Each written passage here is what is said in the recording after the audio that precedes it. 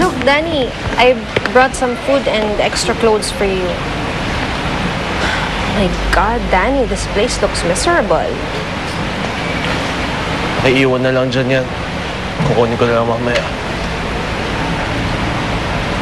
I feel sorry for you, Danny. You don't have to be. Wala kang kasalanan dito. I know. Kung may taong dapat sisihin, si Orang yun. Ang kapal ng mukha niyang ipakulong ka? Yun ba ang klase ng babaeng ipinagpalit mo sa akin? Ba't talagang pinunta mo dito, Sylvia? Bakit mo ako dinalaw? To give you support. After all, higit pa naman sa pagiging kaibigan ang pinagsamahan natin. I'm here to win you back, Danny. You're just wasting your time, Sylvia. In spite of everything, si Orang pa rin ang mahal ko. Talagang nabulag ka na ba ng Orang na yan? Danny, hindi ka dating ganyan. Ano nangyari sa Daning kilala ko noon? Hindi ako papayag and I will fight for you. Patutunayan ko sa'yong mas deserving akong mahalin kesa sa basahang yun.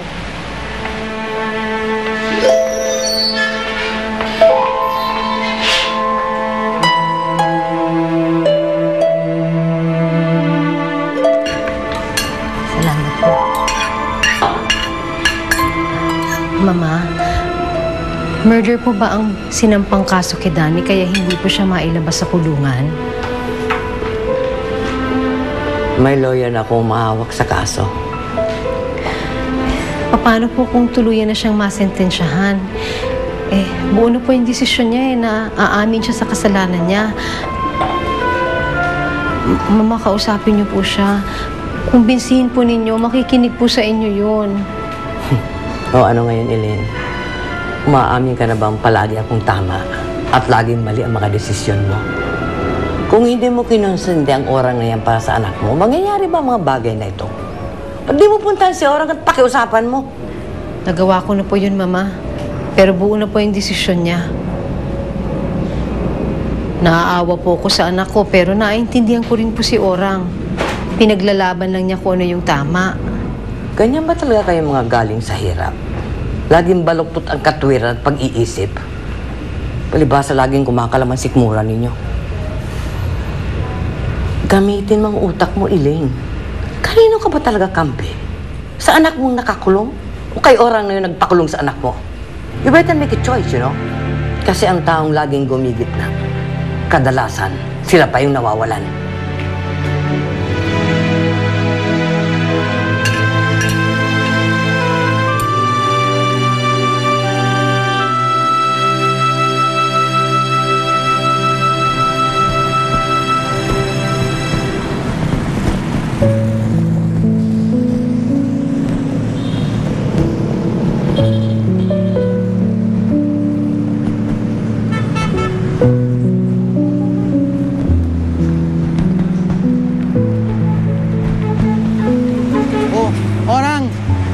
ba uuwi? Kailangan ko ubusin yung paninda ko eh. Alam mo naman, kailangan ko ng perang panggasto sa kaso. Baka naman sa sobrang pagod, ikaw naman ang magkasakit niyan.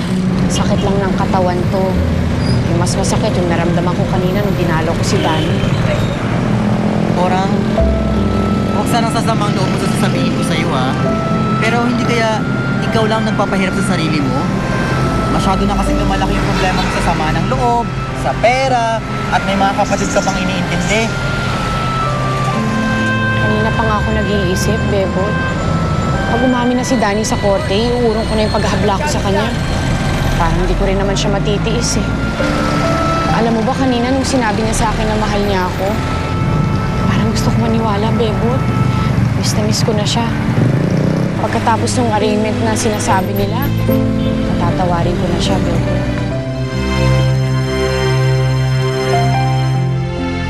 Kinakailangan natin makakuha ng tao at testigo nakakita doon sa pangyayari. Paano kung malaman nilang ikaw ang may kasalanan at hindi si Danny? Ay, dapat walang makaalam ng lihim na yun. Buhay ang nakataya dito. Buong buhay mo. Ano ibig sabihin, Lola? Kailangan not guilty ang ipipli mo. Ho?